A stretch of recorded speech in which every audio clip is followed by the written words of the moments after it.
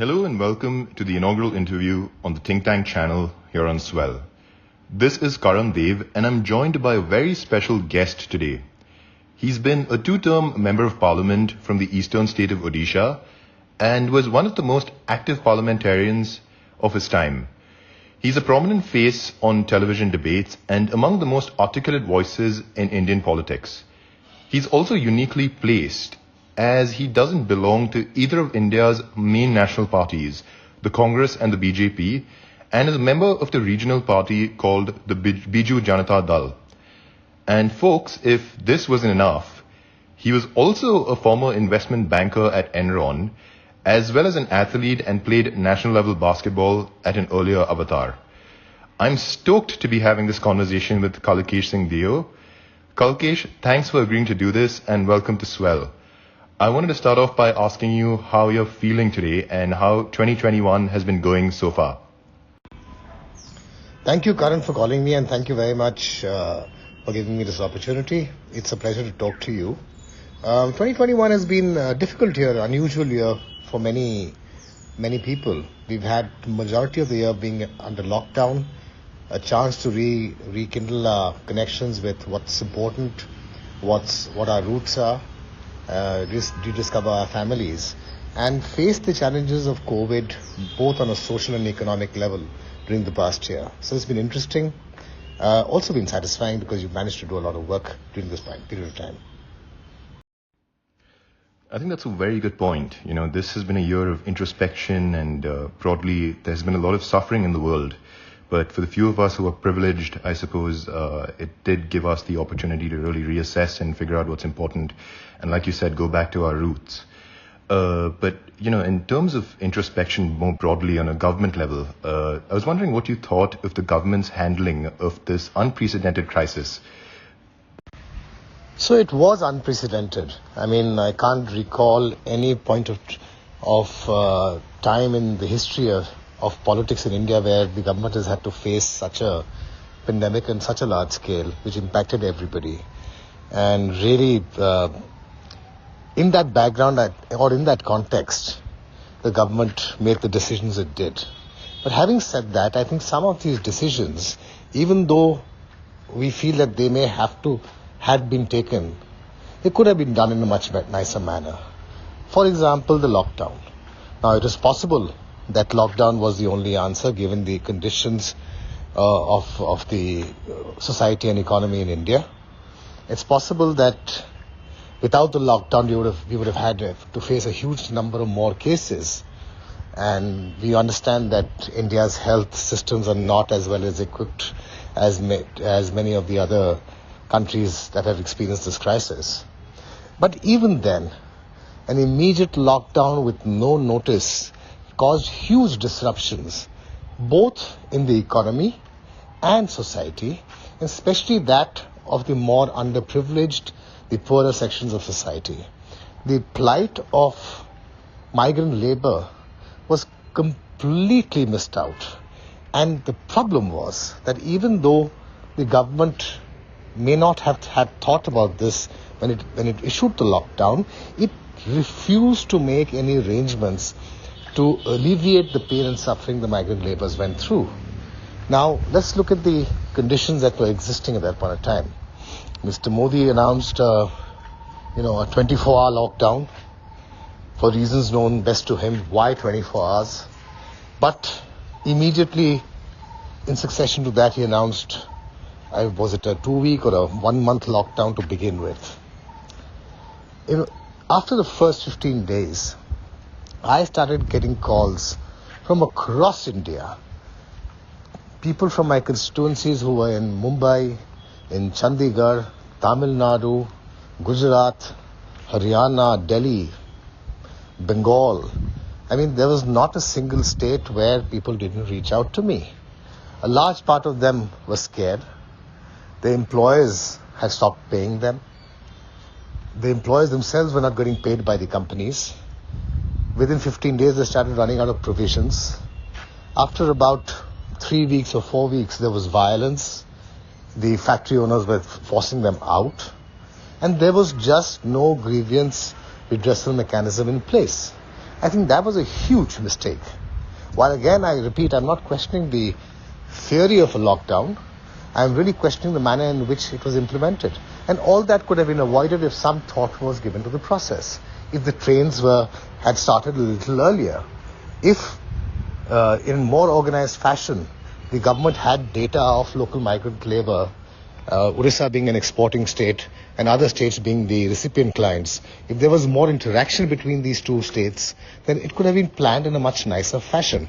Unfortunately for the state governments, the central government laws didn't allow for interstate transfer of migrant laborers for a very, very long time.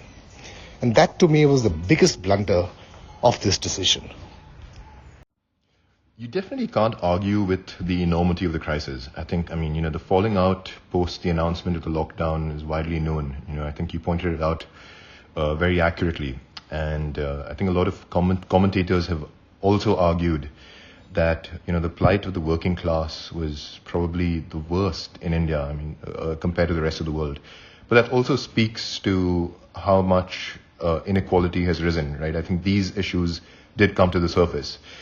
Inequality, sort of class divisions and access to welfare mechanisms and etc. But in terms of state level reactions, what was the feedback you were getting from local government departments across the different states? Was there a major difference in the handling of the crisis? Was there, for example, a state which you were particularly impressed with in the way they handled it? And finally, what do you make of the stimulus package that was enacted thereafter? In terms of the response of the people that I was trying to address from my constituency, which account for almost more than 2.5 lakh people who had migrated to various states, I found Tamil Nadu to be very, very prompt and responsive to our requests. In particular, a district called Tirupur, where I managed to reach both the collector and the local SP there through the office of the Chief Minister of Tamil Nadu. I had more than 10,000 people from my constituency in that one district during the lockdown crisis. There were an innumerable number of cases where factory owners and workers were getting into tiffs because of non-payment of dues or provisions. And the police used to reach after a call from me or a tweet from me within an hour and a half with complete magistral staff and provide security, safety as well as provisions to all the migrant workers, be it in brick factories or in garment factories in Tirupur. I also found Odisha's response reasonably well, though a little delayed. The train started coming in a little late. This was done especially after I managed to talk to the Chief Minister's office in Mumbai and the DG of Police in Mumbai to request for 2 trains to come in to Balangir carrying more than 2,500 people from one village in my constituency. I was told that the Odisha government hadn't given permission as yet. But on my request to the Chief Secretary here, they managed to start taking trains in, and one of the first few trains came into Balangir. I found the arrangements after people landed was extremely good. And it made completely sense that these trains would start earlier than later because people were coming in anyways. They started walking, taking cycles, taking lifts and trucks. So my request to the state government was to ensure that people who come in an orderly fashion, come in without any problems. And once they come in, they can be monitored. If they come in ad hoc, there's no way of knowing how many people came in from where. Borders are not sealed within the country of India. So Odisha was fairly good in ensuring that the thousands and lakhs of people who came in, and at one point in time I was given to understand that over 8 lakh people had registered to come in, and I'm sure almost double of that would have come in some way or the other, that they managed to be housed in panchayat houses, fed for a little while, tested, and then released. So that was a good response by the state government to ensure that this didn't have spread like wildfire. And as far as the fiscal impetus is concerned, the stimulus package, it really left a lot wanting. Apart from increasing liquidity by reducing CRR ratios and ensuring there's money in the system, the government couldn't and didn't give specific financial stimulus for industries who suffered, especially those who suffered immensely through the entire lockdown. Let's look at tourism, let's look at the aviation sectors. They've been brought down to their knees. And It is in this connection I think the government has lacked direction, both the central government as well as, to a limited extent, some of the state governments who could actually ensure a financial impetus to the tourism industries in their own states. I don't think anybody has really looked at it. And the fact that tourism itself is one of the largest employers in the country and has the potential to be the largest in the years to come is quite disturbing that these governments are not taking it seriously. Thanks so much for sharing all those details and anecdotes. I think one thing that's clear is the amount of coordination and implementation it really takes to manage a crisis of this magnitude in India. And, if the central government or any other sort of establishment or entity is not doing the role that it's supposed to do, then I suppose individual efforts is what's required. And I guess in your case, helping the people in Bolangir must have been especially challenging given how far and cut off it is. And I think a lot of elected officials got a bad reputation in this crisis, sometimes disproportionately. But I guess a lot of the times it was valid because, that there are instances, and you read reports of this in the press, where MLAs and members of parliament were simply absent or not accessible. So thank you so much for all the efforts that you've put in during the course of this crisis. And, I live in Mumbai in an area called Bandra, and we witnessed the migrant crisis firsthand. And as people were trying to leave the city in very large numbers, in my limited capacity, I did have a chat with some of the authorities on the ground. And they were clueless in the early days because some of the other issues which came to the forefront, which existed parallelly, but I think it got amplified because of the pandemic, was land allotment and housing rights, especially urban housing, where a large number of people couldn't afford to pay rent and simply abandoned their housing arrangements. So this created a massive deficit in the local economy, especially in Mumbai. And this was the case across many cities in India, from whatever I gather. And the common thread between the states of Maharashtra and Tamil Nadu, which you pointed out, is that they are governed by regional parties. And as a member of a regional party yourself, do you still believe that national relevance and growth is a prospect, given the current situation in India? And I suppose the larger question is whether you think the relationship between the center and states have deteriorated more so now than any other sort of time in India's political history. In Mumbai was especially challenging because a large part of my constituents were in small groups across 40 or 50 sites. So what happened was that, to get food and access to food and provisions to them, the government of Maharashtra did help. I managed to get through to the Aditya Thakere's office, and through Priyanka Chaudhary managed to reach some of them. Ultimately, I had to get hold of NGO on the ground, Tista Selvadze NGO, and we had friends depositing money there into their account, and these people would go and drop provisions at every building site where 40 or 50 of immigrant workers worked. And yes, you're right. The housing crisis really came up in prominence at that point of time because a lot of the people couldn't afford to pay their rent. And they were basically told to get out in the middle of the crisis, in the middle of the pandemic, and resulted in a huge amount of fear, loss, disproportionate amount of trouble for the poor. But you're right that regional parties manage to care more about their constituents and have a more focused view on, or just because the areas they govern or the areas they deal with are concerned with are smaller in nature and mostly homogeneous in many ways. For national parties, it becomes more difficult because the problems in Tamil Nadu are very different to that of Orissa, and then again compared to Gujarat or Maharashtra. But the kind of antagonism, the kind of political competitiveness which exists today, I haven't seen before in other regimes. India has always been a very strong centralized federal system with the central government enjoying more power, both constitutionally and in practice, than what a normal federal system would envision. I mean, you look at the US, the central government basically focuses on a few major issues such as national security or foreign relations, and leaves the rest of governance to state governments. However, in India, it's the other way around. the central government wants to have a say in every small thing and manages to encroach upon areas which are in the regime or in the realm of completely state-sponsored lists, such as agriculture and land and, labor, etc. While reforms may be necessary in these sectors, constitutionally that the vision was that state governments would play a larger role in especially these state-sponsored lists, and central government would allow the state governments to play a role and not differentiate and differ. This unfortunately does not happen in this regime. And I think that's been the result of a complete antagonism, a complete distrust between centre and states that exists today, and it affects governance.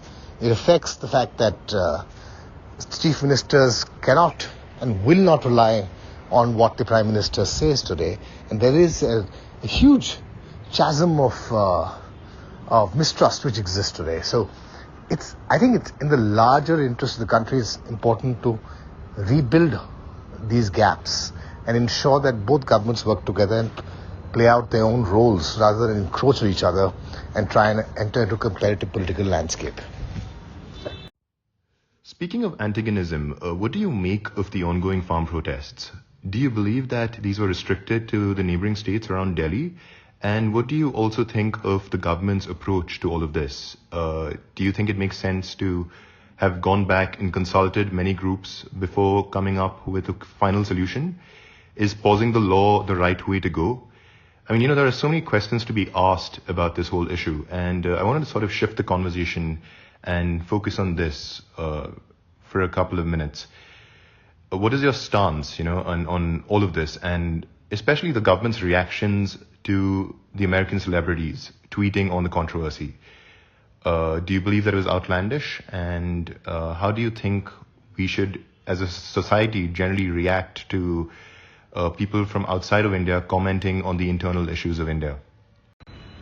Look, the farmers' protests were initially circled around the two states close to Delhi, which were Haryana and Punjab.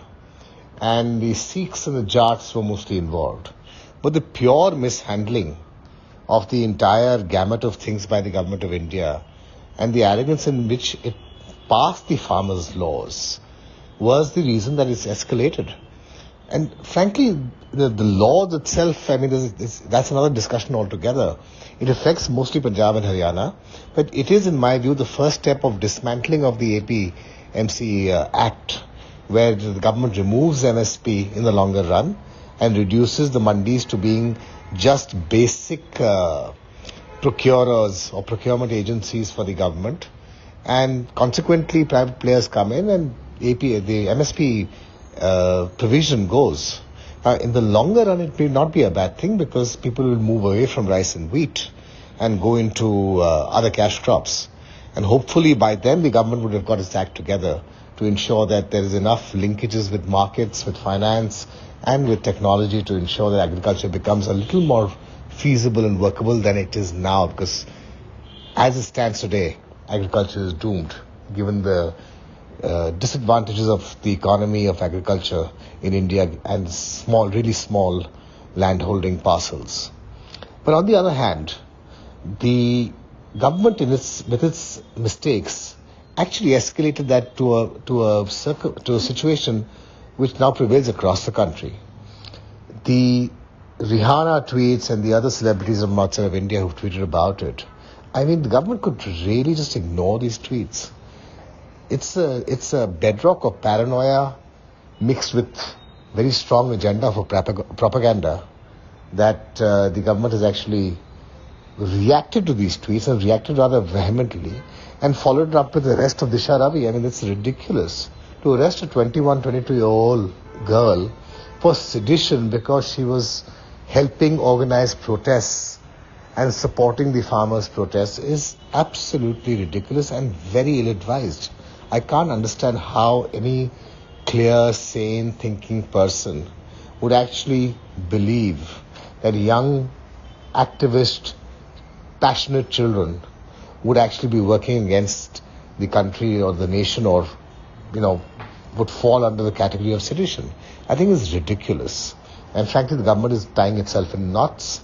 I personally think that some of the farmers' laws or the agriculture sector needs major reforms, and sometimes it would amount to a little bit of shock to the existing stakeholders. But I don't think it's going to survive very long, given the fact that the government's actions are encouraging protests by itself. Thank you for bringing up the point about sedition. It is a law which has been misused by state and central governments alike.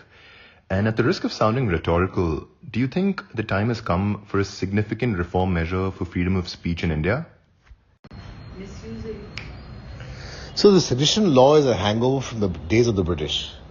It was there to quell legitimate dissent by the local Indian brown population for the white British Raj.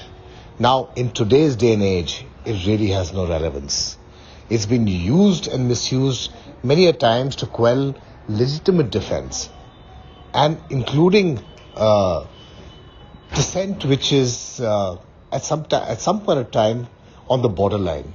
For example, those ideologues who actually believe in the really Marxist form of government that the Maoists also practice without the use of guns.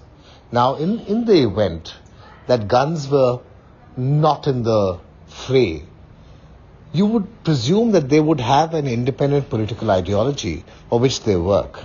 And I can understand the use of arms and violence against the Maoists who use guns and violence in turn. But for no reason, I do not understand why their ideologues need to be locked up and jailed and imprisoned without any recourse to justice for many, many years. Similarly, again, let me repeat that the sedition law is misused not only by the current government, it's been misused by many governments in the past and will be done in the future. In an environment where social media carries freedom of speech to another level, where you can reach directly to your recipients or the people who want to hear you, I don't believe the sedition law has any place in the nation's formation for the next decade or so. There needs to be some regulation about abuse and misuse of these social media platforms. But the fact that the government of the day can use the sedition law to arrest young people without adequate reason, just because they have a different point of view or a political ideology, that to me is far more dangerous than any sedition that a citizen of the country can actually formulate today. The historical perspective you just provided makes one think if India has truly realized its place in the world. It makes me wonder what our relationships are like with the powerful countries of the world, particularly the United States. We evolved from a mixed economy to a free market system, which gave rise to a lot of inequality. And as a young Indian myself, I'm a beneficiary of those reforms. It exposed me to globalization, and after about 3 decades into the free market system, aspirations in India have also risen incredibly. But it's difficult to admit that there is a lot of disillusionment with the system, and there have been winners and losers. And Mr. Modi's message, which is the Indian equivalent of the American dream, that your success isn't incumbent upon your status at birth, seems to continue to resonate. But the question is, for how much longer? And if you look at the main parties on the national front, the Congress and the BJP, there seems to be a total lack of leadership in the former and too much leadership with the latter. And, as a somewhat neutral party, and as an eminent politician yourself, what is your vision for politics in India for the next decade or so? Hi, Kalikesh. Hi, Karan. Thank you so much for doing this. This is Taylor. I'm recording from California. It is a nice sunny day where I am, and I've really, really enjoyed listening to this conversation. I was hoping to ask a few questions, if that's okay. So, Kalikesh, I heard Karan mention that you are not a member of either of India's national parties, and that sounds pretty similar to a lot of the younger folks that I know in the States that are getting more involved in politics, they tend to not really align with the Republican Party or with the Democratic Party. They're really more so about trying to pave the way for something that's really new and different and will hopefully benefit the younger generation a little bit more. So I'm curious to know if you see any similarities between what it is happening in the United States with politics and what's going on in India as well. Sort of added to that, I do have a lot of friends that are Indian, some that live here in the States and others that are still in India. And I've seen on various platforms a lot of comparisons being made between Modi and President Trump. Now, I was curious to know your opinion on the matter. I obviously do not want you to incriminate yourself, but I would love to pick your brain for a second. At any rate, thank you so much for dedicating some time to this. I've really learned a lot and appreciate it. Kalikesh, this was a very fascinating interview. And I have a question to ask, but before I do that, I just wanted to introduce myself. My name is Sudha. I live in San Francisco, and I'm originally from Tamil Nadu in India. Over the years, I have spent a great deal of thought in trying to understand how the economic crisis in India can be improved. And one thing that I keep coming back to is education. Everybody knows that the way out of poverty is better skills and better education, but it's also been a challenge in India to educate its population and to provide very high quality of education along with food and wages, because a lot of families cannot afford to educate their children and would prefer to send them to the fields or other places in order to earn a daily wage, in order to be able to, feed themselves. And there are a lot of social welfare programs that try to address this. But I have always wondered that given we have not been able to solve this very well in India, isn't it time to re-look at the education system we have? We have a system that we inherited from the British that says that you have to go through a 21-year process of educating yourself before you get the necessary skills to go into, higher skilled workforce and to be able to get out of the situation that you're in. Is there a way and means by which, we can look at providing this education in a much more compressed time frame, given the digital revolution that has happened, and given the pandemic has exposed people to educating themselves offline without going in person? Is it the right time to look at really revolutionizing education in India, figuring out how people can educate themselves and work at the same time, and or educate themselves in a much compressed time frame, so that it really helps them get the necessary skills they need while not, eating into the time and effort that they need to be in the workforce. Just wondered if you have thoughts on this and would love to hear your thoughts. Karan, India's relationship with America has always been not very easy. In the initial few years during the Cold War, India's affinity to Russia affected the interpersonal relationship between then Prime Minister Indira Gandhi and various presidents of the US. However, it's taken a turn for the better ever since 1991, when the economy started to liberalize and India actually made a genuine attempt, an effort to reach out to the US. US also, apart from its utility of Pakistan in the Asia-Pac region and in the South Asian region, has looked at India as a more stable partner in this region and possibly as an ally who could effectively point a counter towards China. And as a result of which, there has been, on an institutional basis, fairly good understanding and relationships in the last couple of decades between the two countries. However, the bonhomie we saw of late between Prime Minister Modi and President Trump, interpersonally, it may have been a good thing, and institutionally, there was nothing to back it up or to take it forward. I think that teaches us a very valuable lesson, that we've really got to have institutional frameworks to have relationships between various countries. And it cannot be based on the individual personalities or individual efforts. I mean, they can aid and attempt an institutional framework, but to have a lasting relationship, a more stable relationship, a more permanent institutional framework is very much required. Now, the so-called American dream, which you've referred to, has been very much a dream in India for the last 2 decades, ever since the liberalization bandwagon started.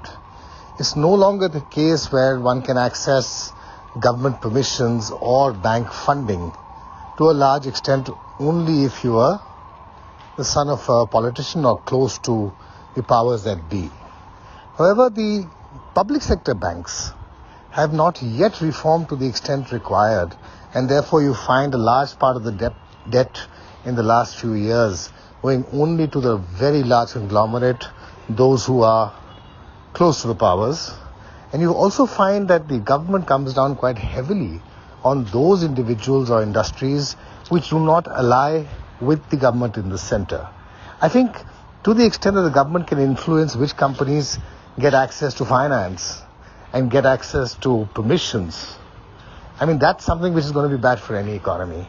It's become obviously a lot better than what it was in the earlier years, but there is still a long way to go. And unless we can actually work towards creating a banking system, a financial system which supports good ideas and not just dictates of the finance ministry or the joint secretary banking, I fear we will be losing out on a large part of these opportunities in India. Number 2, I am certainly not a big believer of Mr. Modi's Atmanirbhar Bharat. The fact that we have to look inwards because we are unable to meet global expectations or achieve global competitiveness is not a very healthy thing in my opinion. India is of course a consumption-led economy, but to shift about 70% of the people, that is 65% of the people depending on agriculture, to shift about 40% of that onto other sectors, you've got to increase manufacturing, you've got to increase services, preferably in the internet realm. And I fear none of that will happen unless you start looking outwards towards exports of both goods and services. And you actually tailor-make policies, not taxing the companies, but in fact helping these companies to grow. The rate of interest that India does business in is probably one of the highest in the world. So India today has one of the most expensive financial hurdles as well as hurdles towards business. And unless Mr. Modi brings substantial reforms in these sectors, I fear it's going to be just limited to catchy word marketing. India needs a political setup for the next decade that can lead it to the new century towards the future. Unfortunately for the BJP, they seem to have been caught up in a time warp where they are adopting a large part of the policies of the late Indira Gandhi, veering towards heavy welfareism and social welfare programs without creating enough revenues in the system to back that. And in fact, they are basically bleeding the economy by taking over off-balance sheet financing or taking debt through the public sector units and funneling it back into the government revenue system. This cannot and will not last for a very long time. The only thing going for the BJP is the fact that it seems to have held a large interest of the local population by its Hindutva agenda. Now, that's something which I personally do not believe in. I feel that politics should be devoid of caste and devoid of religion, but in a country like India, maybe that's not possible. To the extent that the courts can play a role and other institutional mechanism can play a role to control it, and the fact that ultimately the people of this country are going to realize that it's jobs which matters, the economy which matters, it's not religion and caste. I fear unless that happens, we are in for a long haul with religious-based politics and caste-based politics. And I certainly hope that in the next 10 years, we see a more balanced system which accommodates larger political good and a more balanced economy rather than the one which exists today. Hi Taylor, good to talk to you. So I think what's really happened in the last decade has been a backlash of the liberalism and the globalization which existed for the 2 decades before that.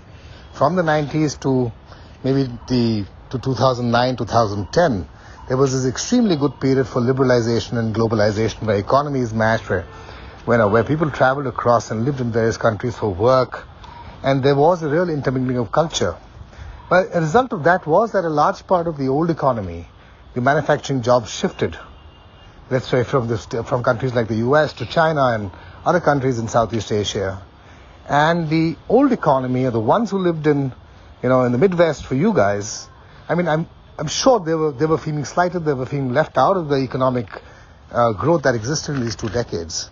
So what's happened since 2009 and 2010, in my opinion, has been a real backlash to that.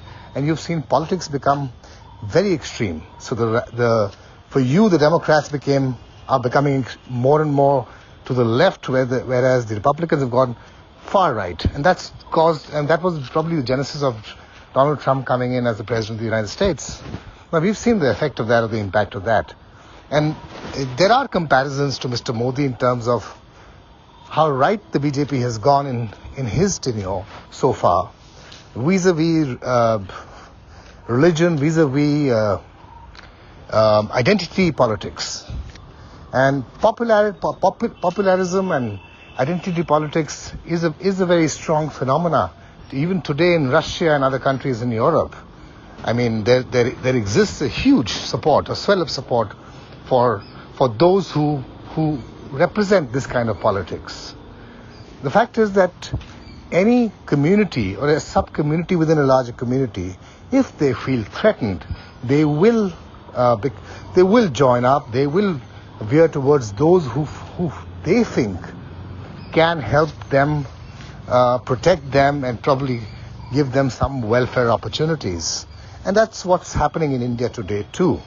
But the fact is that in India we have an 80% Hindu population who are being incited to be increasingly more right-wing as far as their religious identity is concerned, and the fact that it's leading to violence without, or at least maybe not even with direct support of the government, but certainly some fringe elements of the ruling party.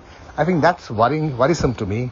And the fact that the system fails the minorities in today's context, I think that makes it even more difficult for somebody like me to digest a situation like that.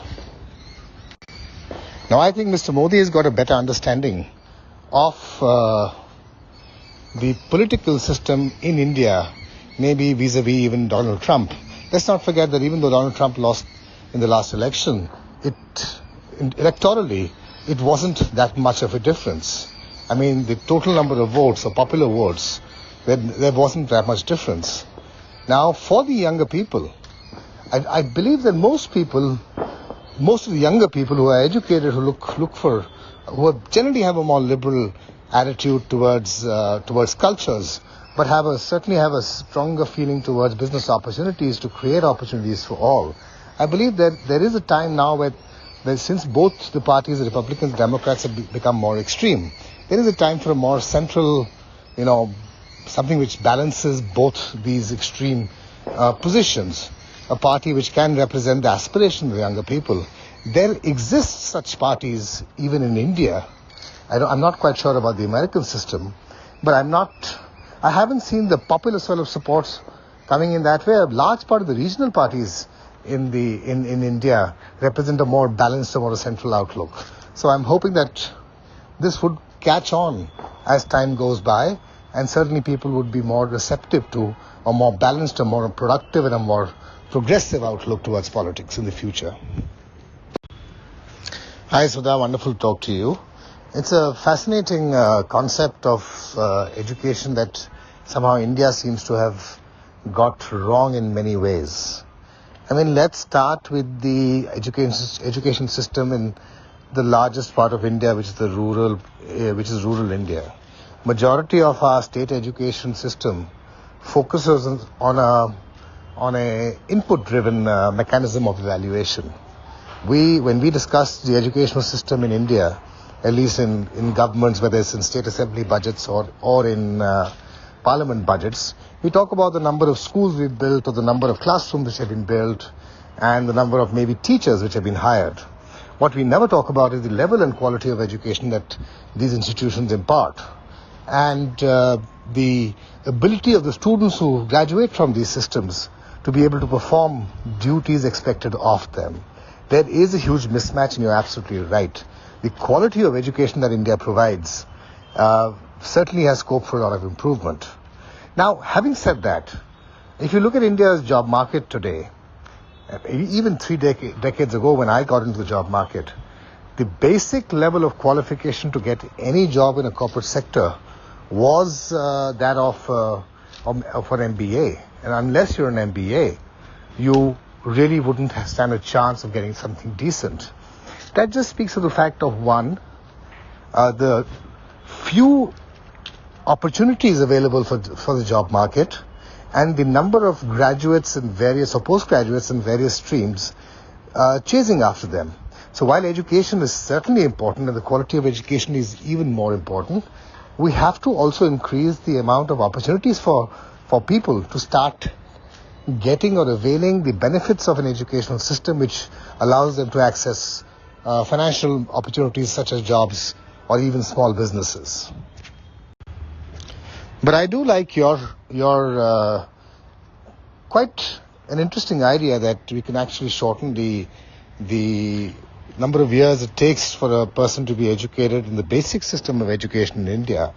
It's certainly quite revolutionary in terms of allowing more resources to be spent better over a shorter number of years, and therefore creating a level of education which maybe meets their current requirement rather than chase lofty goals that fall very short, as we seem to be doing today. Let me also state that, of course, India has some very good educational systems and institutions. These centers of excellences exist both in the public sector and in the private sector. But in the pandemic itself, what we found is that mostly the private sector has evolved itself to develop even an online curriculum which they have been effectively reaching out to their students. However, most states are unable to reach even the basic level of schooling systems through televisions or through the internet, something which could have easily been done in the last few years. So yes, education is extremely important and needs to be looked at more effectively, and probably by people who are not just bureaucrats, but people who have an expertise and experience in the sector and who understand the local situation and local circumstances, so that it can be more effective, more qualitative, and have better access to all, and maybe even be tailor-made to the requirements of the current population, which may not all want to become doctors and engineers. To further add to all of the reforms that you pointed out, I think if we implement the directive principles of state policy listed in the Constitution in its truest sense, it would really set India up to effectively compete in the world economy. We've covered a lot of ground, and I think you've given the audience deep insights about many important questions and issues.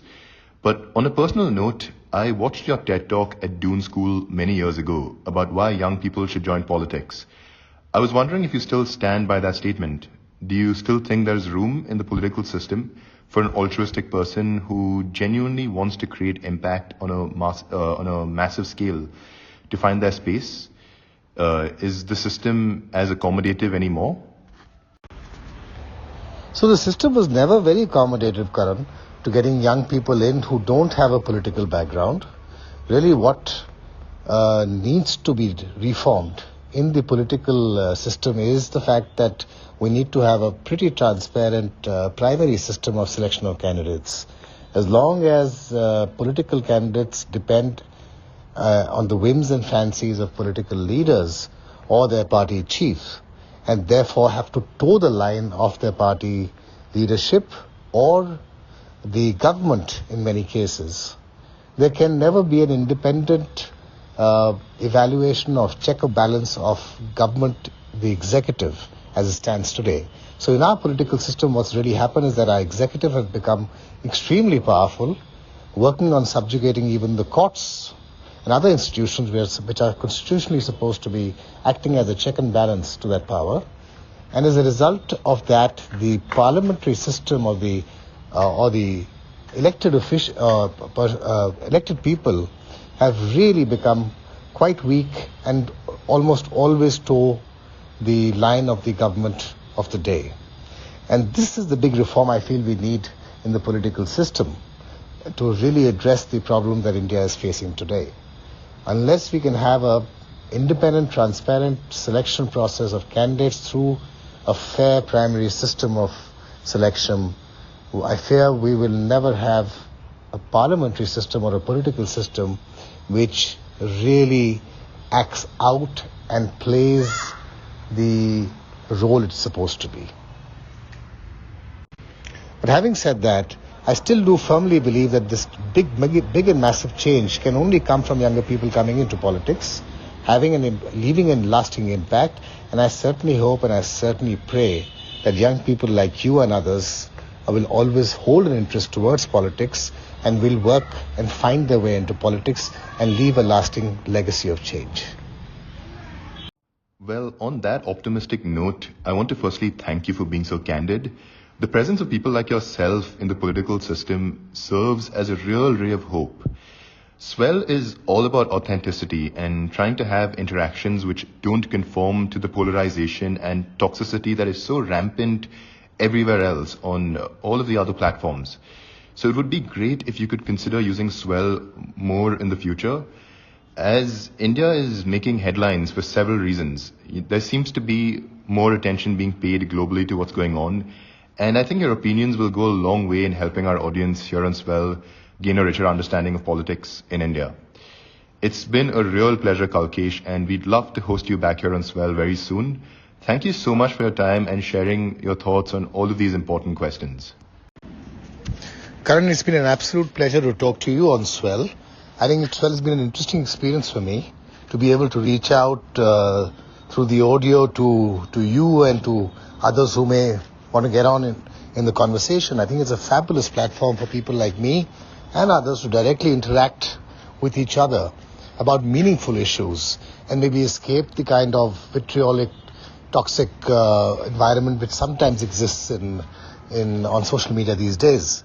So yes, I'll certainly be using Swell, and I hope to be on it again very soon and to interact with you guys. Thank you very much. It's been a pleasure.